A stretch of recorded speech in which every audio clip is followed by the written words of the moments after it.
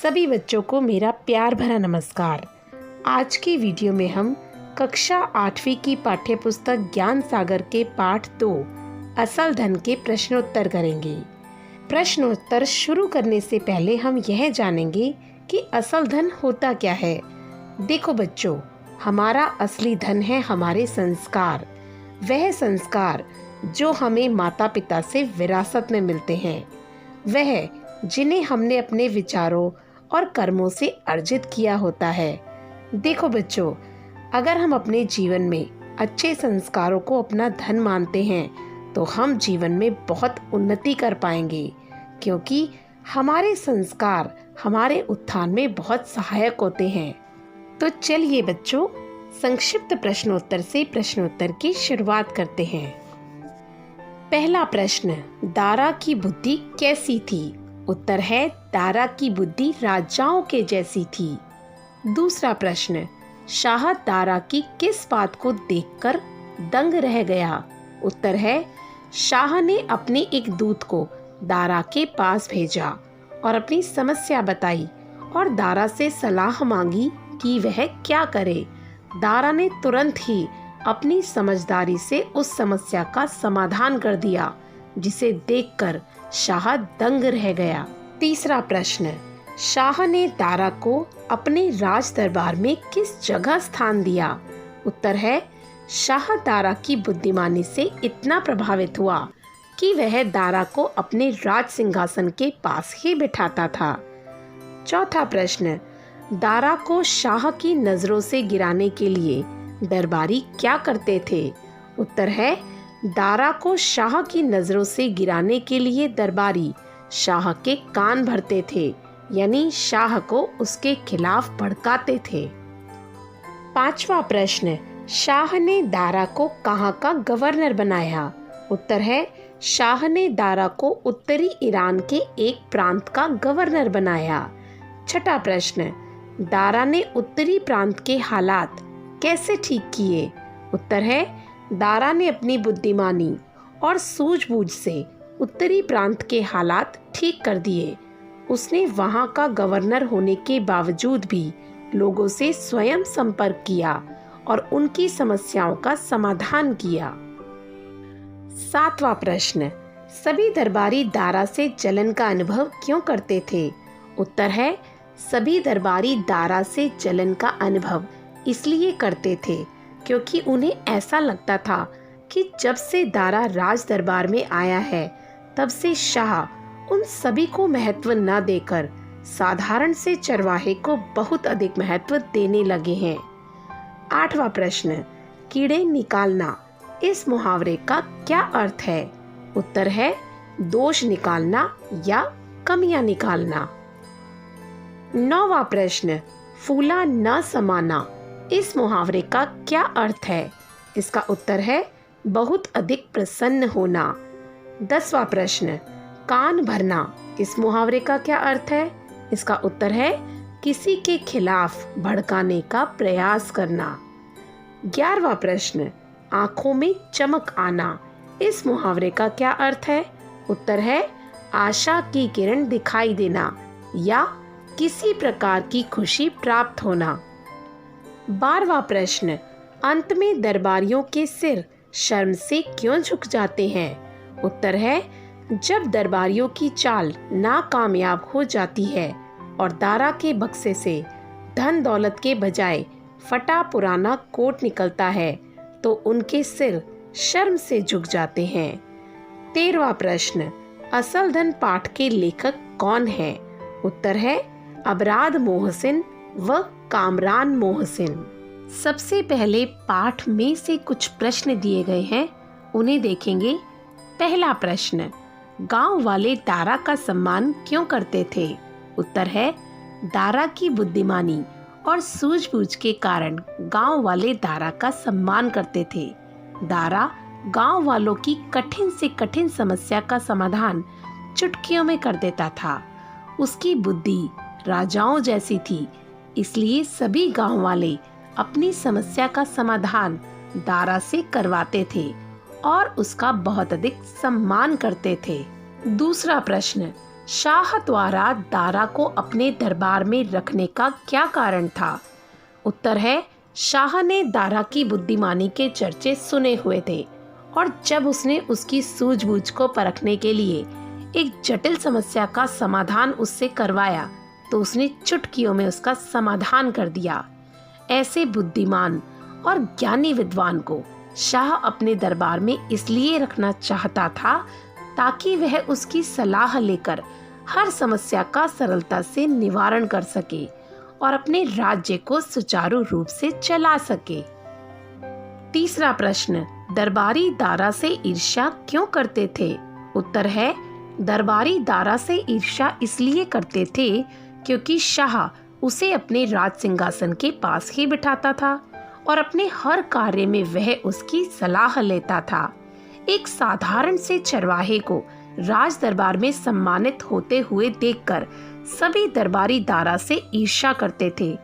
पहले तो शाह अन्य दरबारियों से सलाह भी करता था, लेकिन जब से दारा शाह के दरबार में आया था तब से शाह दारा की सलाह के बिना कोई कार्य नहीं करता था और अन्य दरबारियों से कुछ भी परामर्श यानी सलाह नहीं करता था।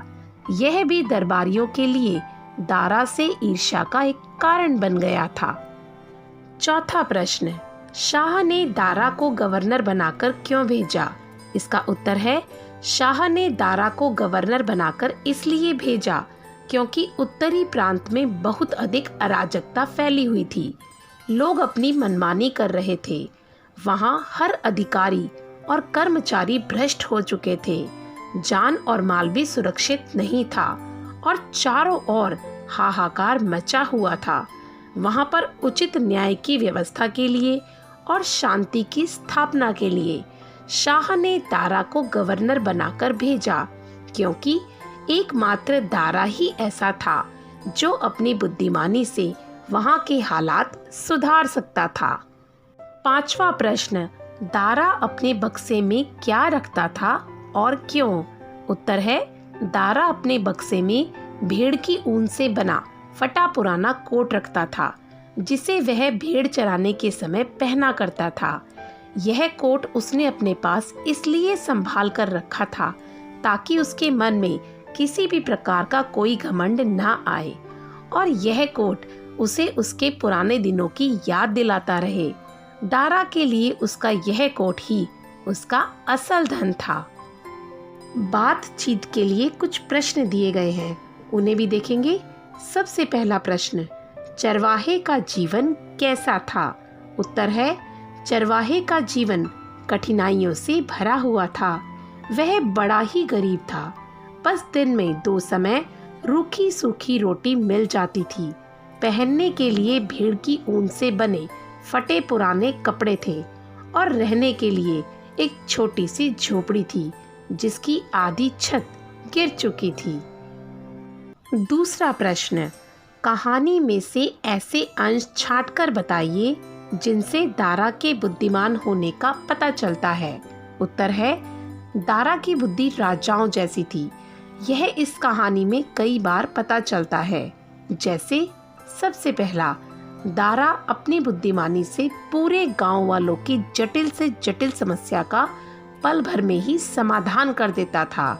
दूसरा, दारा ने अपनी बुद्धिमानी के बल पर राज दरबार की अनेक समस्याओं का चुटकियों में ही समाधान करके शाह को इतना प्रभावित कर दिया था कि शाह उसे अपने राज सिंहासन के पास बिठाता था। तीसरा, उत्तरी ईरान के एक प्रांत का गवर्नर बनने के बाद दारा ने वहां के बिगड़े हुए हालात अपनी बुद्धिमानी से सुधार दिए और वहां पर उचित शासन की स्थापना करी। चौथा, दारा बहुत बुद्धिमान था। अपने आप को घमंड से दूर रखने के लिए वह अपने पास हमेशा अपनी गरीबी के दिनों का पुराना कोट रखता था जो उसे उसके पुराने दिनों की याद दिलाता था। तीसरा प्रश्न, दौरे पर जाते समय दारा दूसरा घोड़ा क्यों रखता था?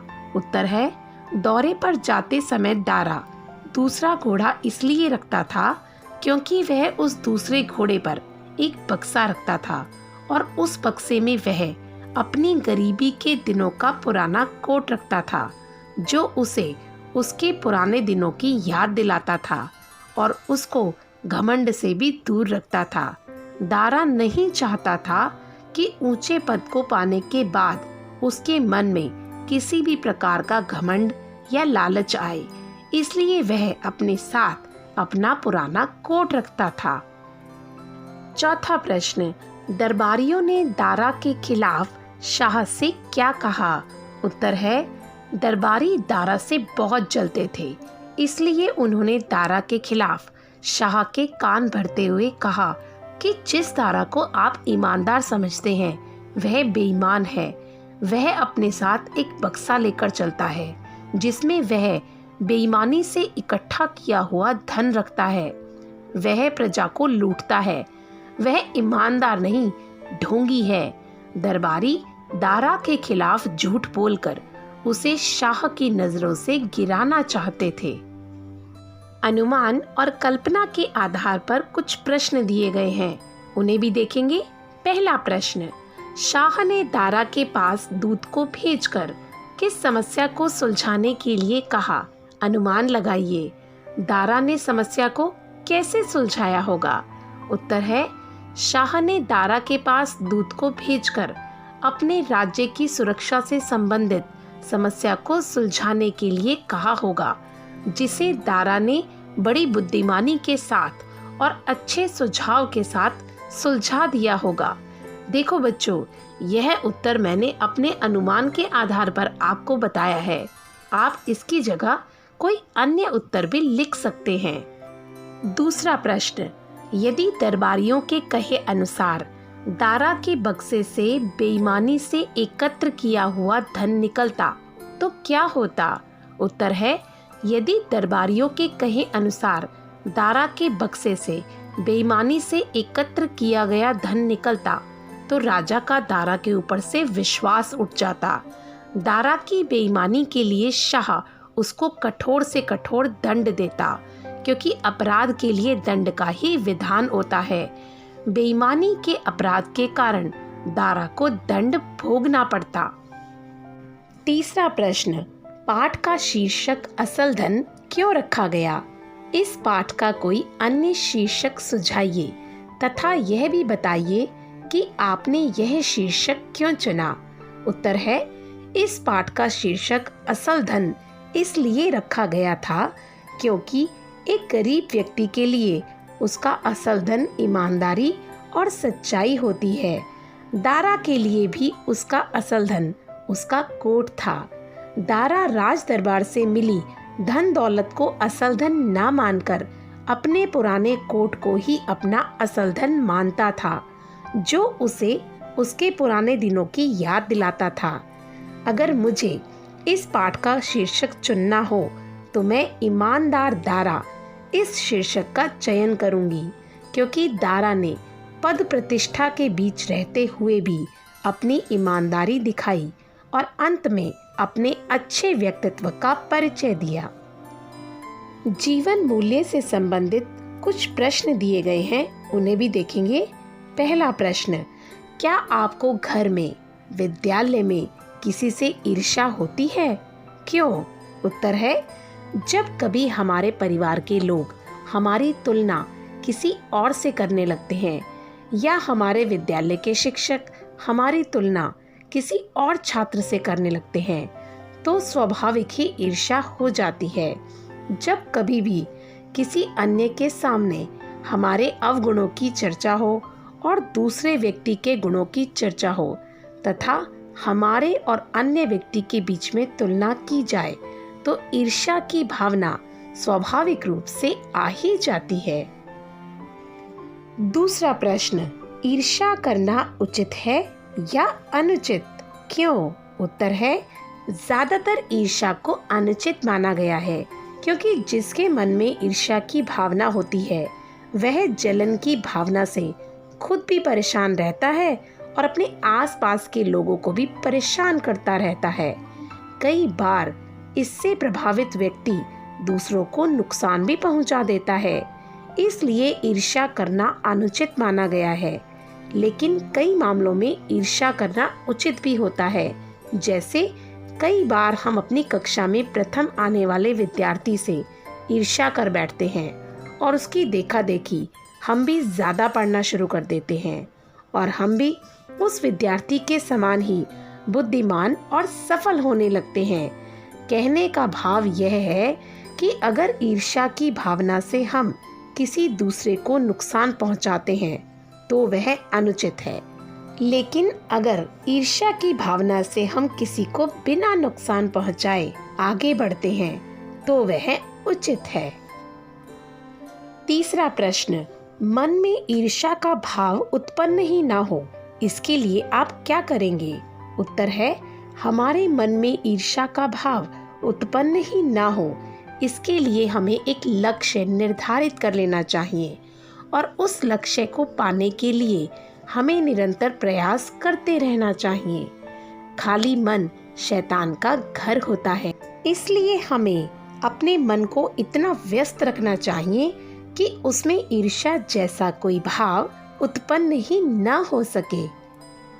चौथा प्रश्न, आप अपने पास मित्रों और संबंधियों द्वारा भेंट की गई किन वस्तुओं को संभाल कर रखते हैं?